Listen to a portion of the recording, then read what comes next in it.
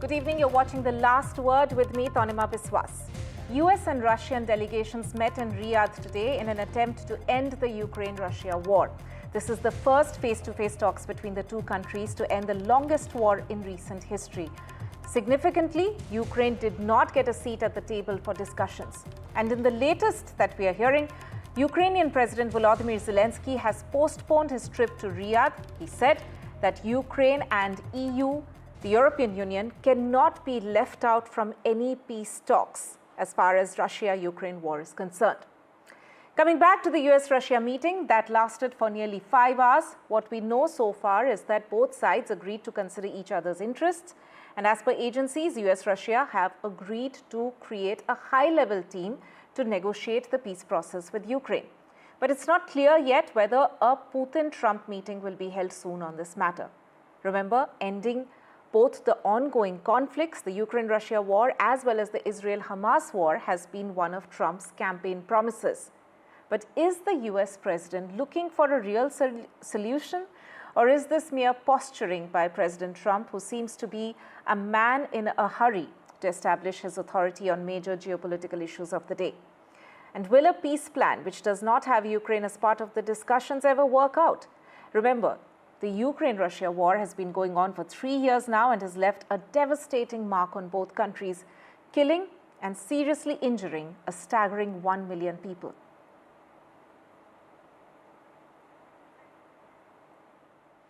Right, we will also hear the top reactions coming in from Riyadh on this. But first, let me go across to my colleague Disha, who is joining us on the latest that we are hearing.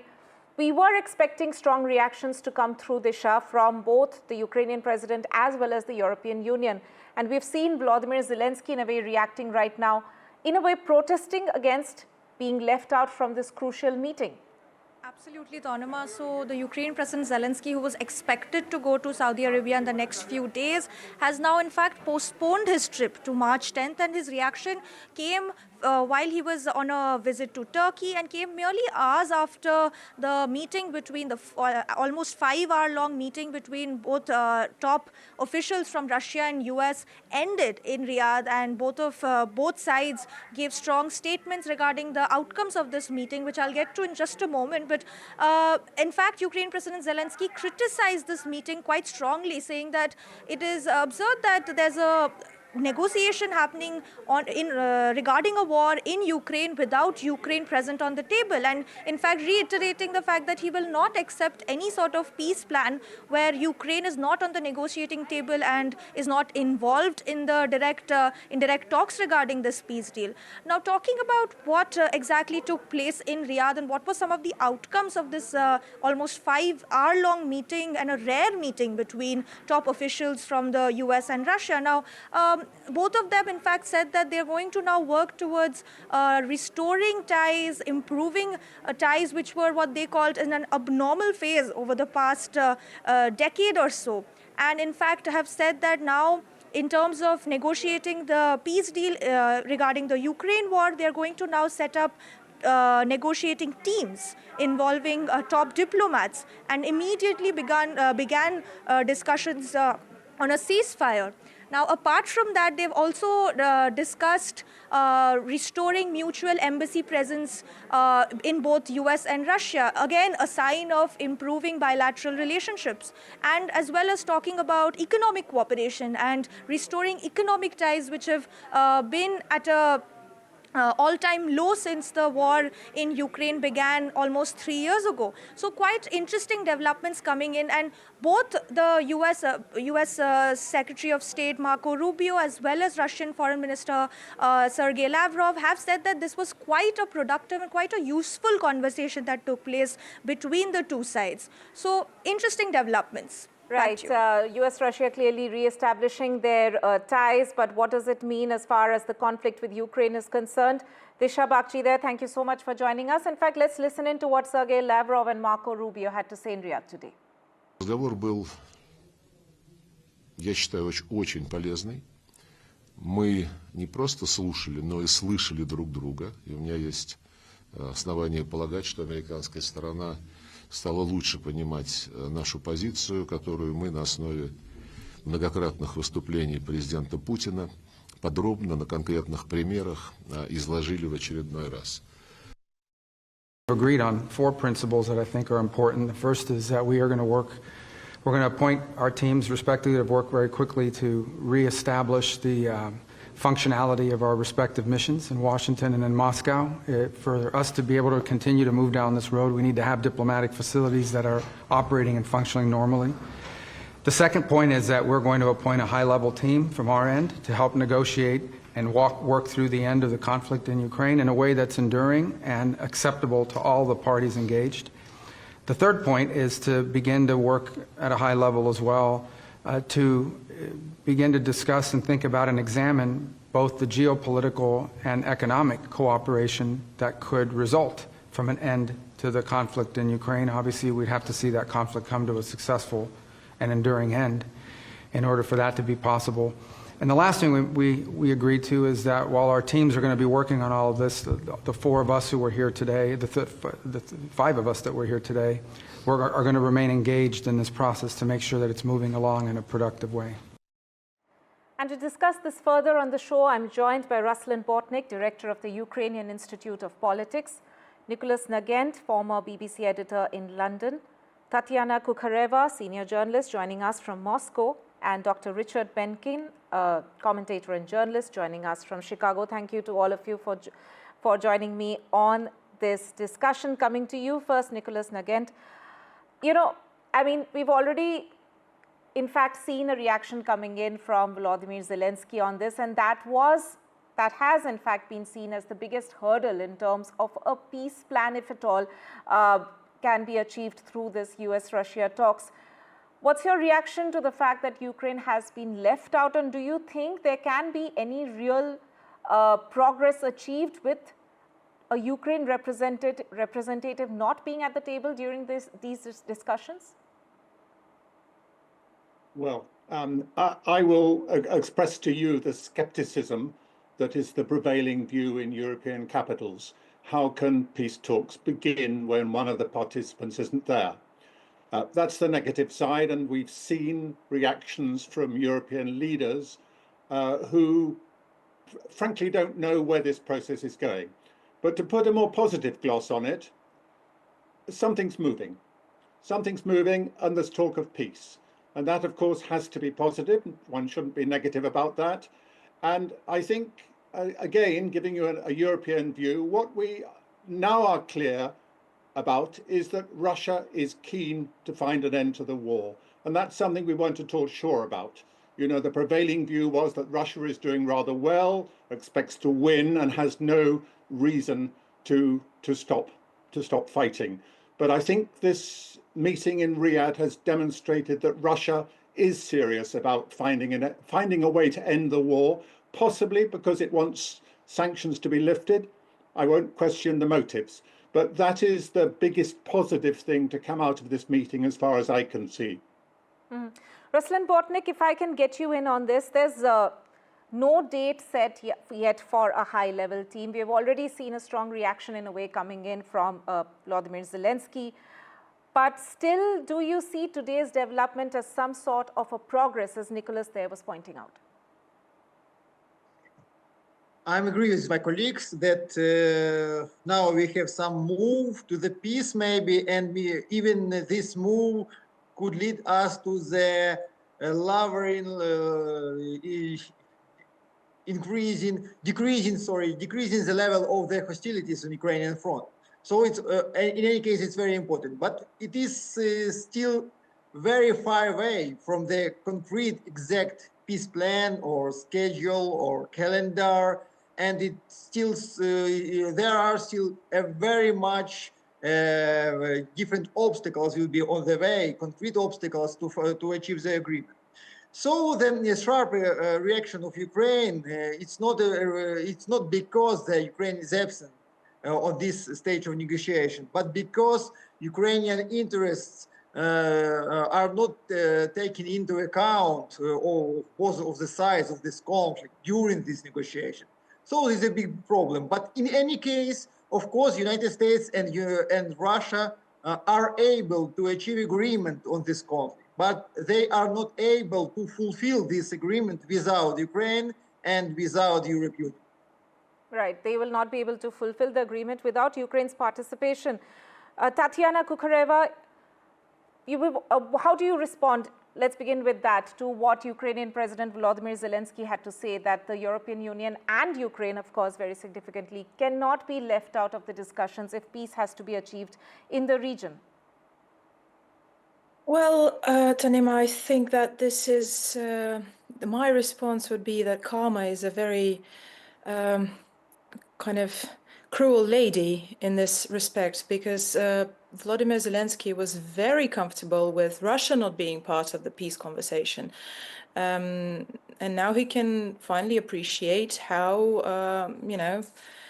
kind of reap the fruits of his own making. In the meantime, to respond to Mr. Botnik's remarks, I believe that this meeting, which was the first meeting, yes, not on the highest level, but on quite a high level, in fact, very much reflects the interest of Ukraine, as in the Ukrainian people.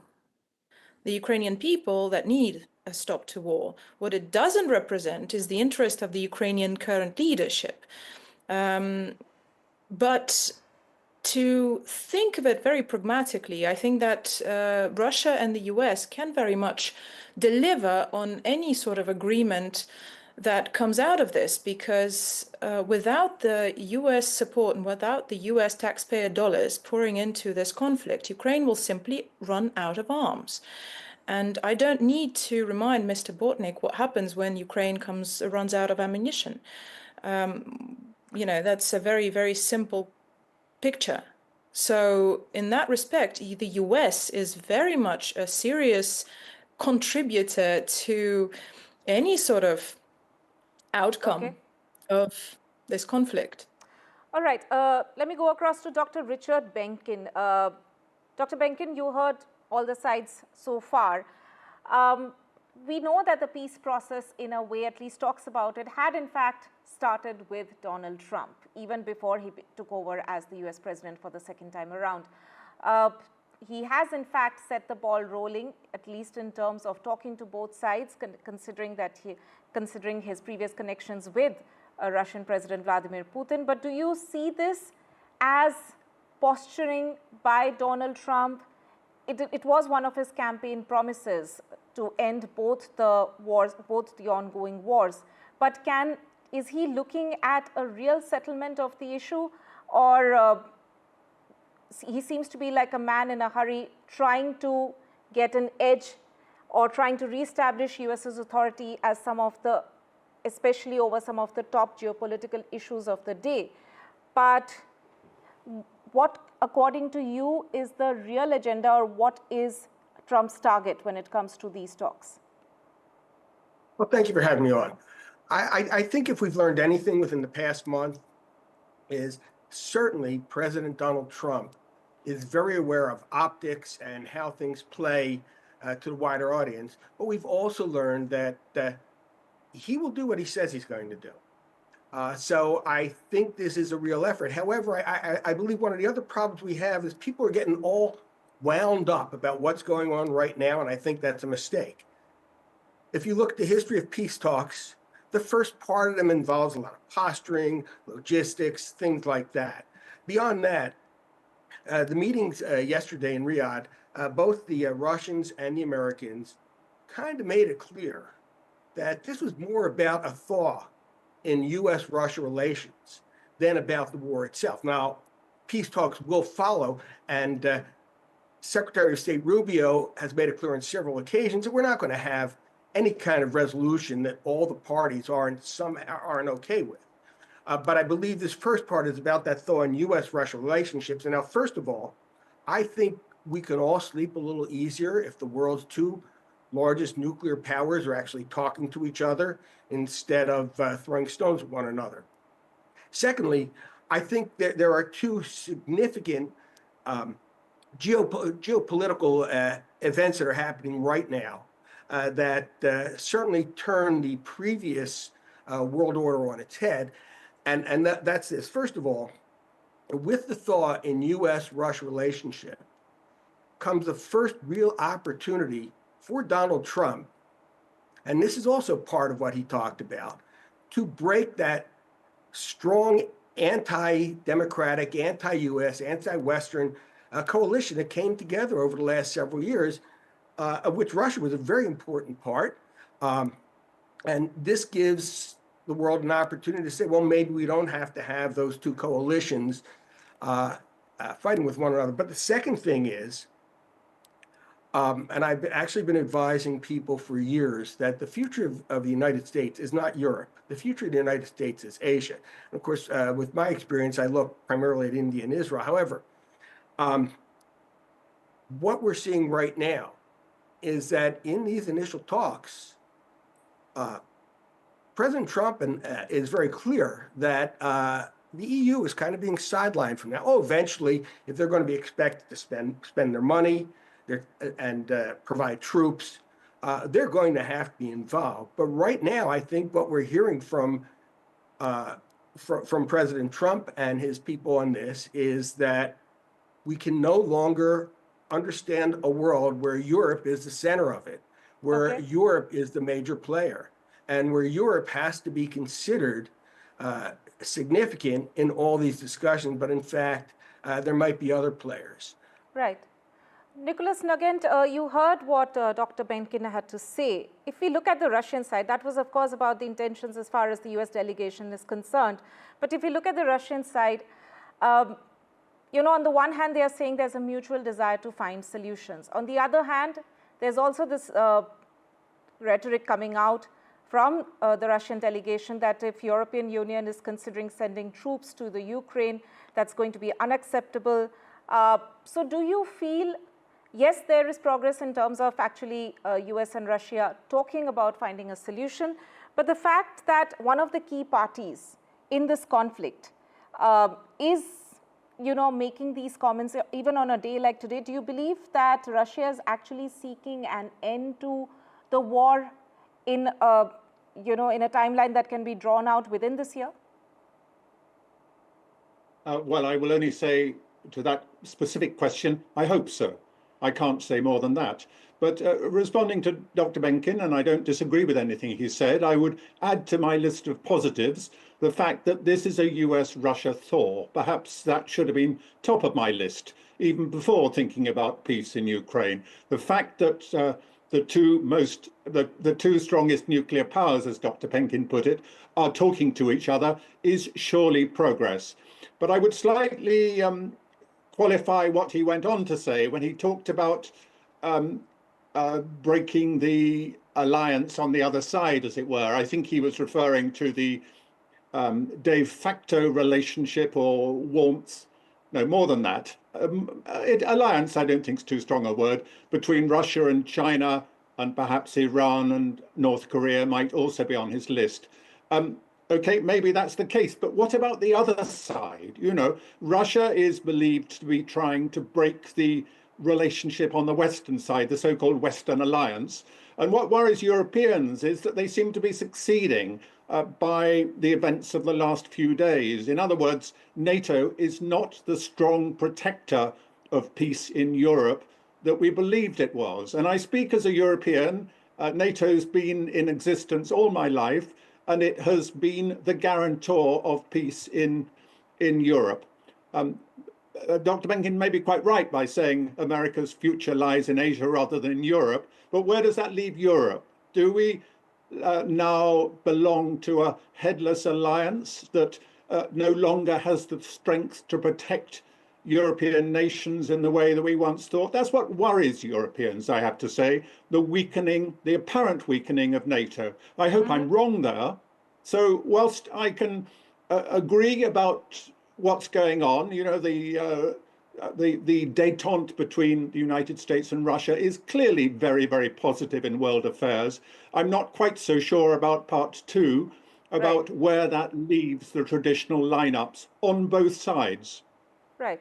Let me go to Tatiana before I go back to Ruslan.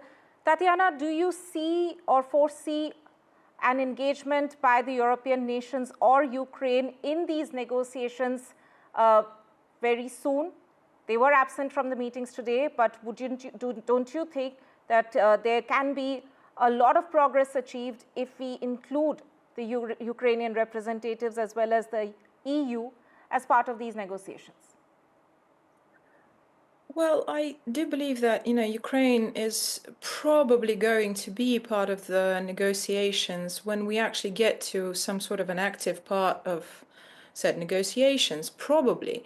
That does depend on the two parties that we're meeting today and their will to accept Volodymyr Zelenskyy, especially taking into account the last comments that he has been making, including the kind of trying to stand up to Donald Trump on those resource agreements and everything else, and trying to kind of include himself into that dent, that my colleagues have been talking about between the US and the European Union in order to kind of stimulate the Europeans to pay more for the great Ukrainian cause, so to speak. However, in terms of Europe, that's a very interesting question. Is Europe a part of this conflict? Yes, it is. It is a minor part because it has been sending money. However, not even closely comparable to what the US has been sending. The previous administration outdid itself. So it is a minor player. And if we step aside from this, the beloved idea of left-wing politicians and commentators in Europe is that if you don't stop Putin, then he's going to go all the way. Probably not to Great Britain because, why swim? Right. It's too much of an effort. So if we step away from that idea that you're facing another invasion, then there is no place for Europe. Okay. Europe is not part of this. Ukraine is not and will not in the foreseeable future be a part of the European Union. And it's not part of NATO. And Donald Trump was adamant that it's not going to be part of NATO. So Europe is there on its own accord, but it doesn't mean that it needs to be included. So the Russian delegation did say today that they do not have an objection to Ukraine joining the EU. But let's quickly listen in. We have the soundbite ready of Ukrainian President Volodymyr Zelenskyy. Let's listen into that before I come back to Ruslan for his final thoughts. Росія поставила ультиматум в цей момент. Зменшення кількості Збройних сил України, визнання окупованих територій України територіями Росії. Хотіли поставити керівництво держави проросійське, щоб воно повністю було в вертикалі Путіна. І у мене таке враження, що зараз відбуваються якісь перемовини, і вони з таким самим настроєм відбуваються. Але вони відбуваються між представниками Росії і представниками Сполучених Штатів Америки. Right, we have very less time left on the show. Ruslan Botnik, you have the final word.